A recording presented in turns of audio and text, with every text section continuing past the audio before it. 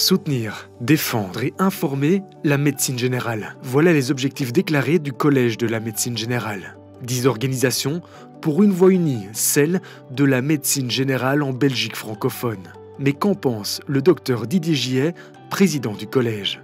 L'important, c'est de parler d'une seule voix, d'une part, et d'autre part, je pense que tous les partenaires défendent la médecine générale dans leur domaine. Ils œuvrent à son développement, à son évolution.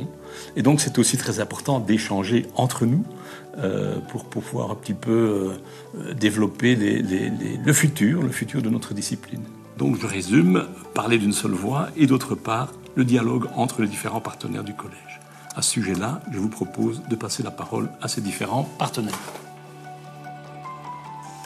Pour l'APSIM, le CMG est important. Pour le JBO, il est important que nous puissions unir nos forces. Pour la fac W, le CMG, c'est vraiment très important. Pour la SSMG. Pour le CAMG Lucie Louvain. Pour l'ULB.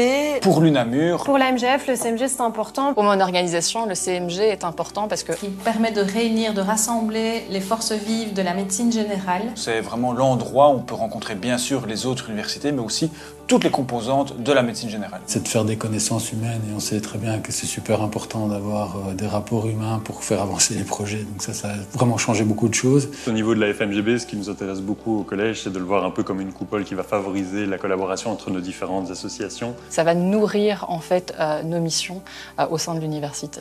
Il plaide en faveur des médecins généralistes, il informe les médecins généralistes et nous permet de mieux collaborer entre les différents bancs de la médecine générale. Ça permet aux assistants en médecine générale de participer à la construction de la médecine générale de demain, justement en participant aux discussions, aux actions, etc. Dans un contexte de pénurie de prestataires, la défense professionnelle syndicale est une des premières victimes. Nous n'avons pas assez de bras, nous n'avons pas assez de main-d'œuvre pour pouvoir défendre le métier que nous aimons beaucoup, un magnifique métier. Le paysage de la médecine générale en Belgique est déjà suffisamment complexe. Et si on veut défendre la médecine générale dans son aspect global, il faut se mettre ensemble, il faut se mutualiser. Ce qui permet d'obtenir des consensus et de faire avancer au niveau des instances décisionnelles les sujets importants pour la médecine générale. Si on travaille chacun de son côté, en silo, sans se concerter, on y perd vraiment, on risque de faire du travail en double. Et donc, pouvoir faire des économies d'échelle et pouvoir augmenter notre potentiel aussi bien pour aider les médecins généralistes que pour représenter la profession. D'autant plus que le syndicat peut s'inspirer des apports des scientifiques, des cercles des jeunes médecins. Et c'est ça qui est très important dans le collège. La plus-value, c'est qu'on a vraiment maintenant un organisme qui représente tous les médecins généralistes francophones, qui permet d'avoir des informations centralisées, de pouvoir favoriser des recherches collaboratives et aussi de plaider en la faveur des médecins généralistes. Ça permet de faire avancer des sujets importants pour toute la médecine générale, les sujets comme la garde, comme la pénurie, comme renforcer l'attractivité du métier. Ce qui est aussi intéressant, c'est que son rôle central permet d'une part d'avoir un interlocuteur qu'on peut aller voir quand on ne sait pas vers où se diriger, et d'autre part, ça permet aussi d'avoir une centralisation en cas de crise pour pouvoir aider à mieux savoir comment réagir, à mieux coordonner la réponse des médecins.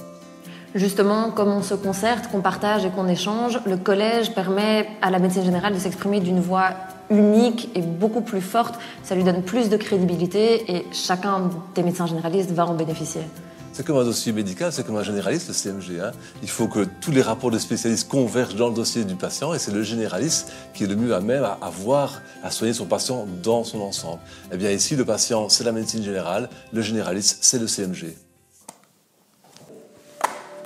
À la SSMG, une de nos missions, c'est de promouvoir la qualité en médecine générale. Ça inclut des thèmes très variés comme la pénurie dont on a beaucoup parlé, mais aussi des sujets comme par exemple la concertation entre les différents acteurs de première ligne. Concertation médico-pharmacien, entre les médecins généralistes et les psychologues de première ligne, les infirmiers. Pour le futur, je pense qu'il y a 2 thèmes qui pourraient être importants. C'est l'organisation des soins primaires au sens large et puis tout ce qui est zone de pénurie.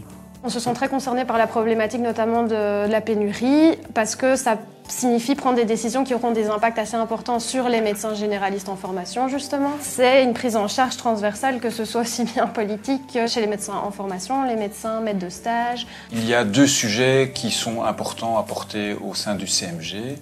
c'est bien sûr la garde qui est vraiment un facteur aggravant la pénurie dans le milieu rural par exemple. Et puis justement, ce sont les milieux ruraux qui nous occupent fortement au sein de notre université. Il faut qu'on résolve ce problème, il faut qu'on résolve le problème de la nuit profonde, il faut qu'on résolve le tri correct du 1733. Et ça, c'est en alliant toutes nos forces que nous y arriverons. Ce qui est essentiel maintenant, c'est de définir un référentiel métier. Donc, c'est-à-dire définir c'est quoi le médecin généraliste, que fait le médecin généraliste. Et donc, c'est important que ce soit pour la garde, mais c'est aussi important pour la formation des médecins, des jeunes médecins, pour la formation continue et aussi pour que les syndicats puissent défendre ça. Un thème qui est important de traiter de manière transversale, c'est la recherche en médecine générale, de pouvoir mener des recherches solides, de manière collaborative, en Belgique francophone, et de pouvoir vraiment répondre au gap qu'on a à ce niveau-là, au niveau de connaissances, et améliorer du coup la prise en charge des patients en population générale. Le Collège de la médecine générale s'est fait connaître avec la crise Covid et avec la réponse qu'il a pu y apporter. Bien, je pense qu'il faut peut-être consolider ça et travailler en transversal pour préparer les prochaines crises. Moi, je pense que c'est l'attractivité du métier qui est vraiment le thème important à défendre pour le futur. Nous formons les futurs médecins généralistes et c'est important de les attirer et de les retenir dans cette profession de médecin généraliste. Eh bien voilà, on a entendu énormément de choses, beaucoup de sujets qui intéressent les partenaires. On cite la garde, on cite la pénurie, le bien-être des médecins généralistes, on cite la recherche. On pourrait aussi citer la télémédecine.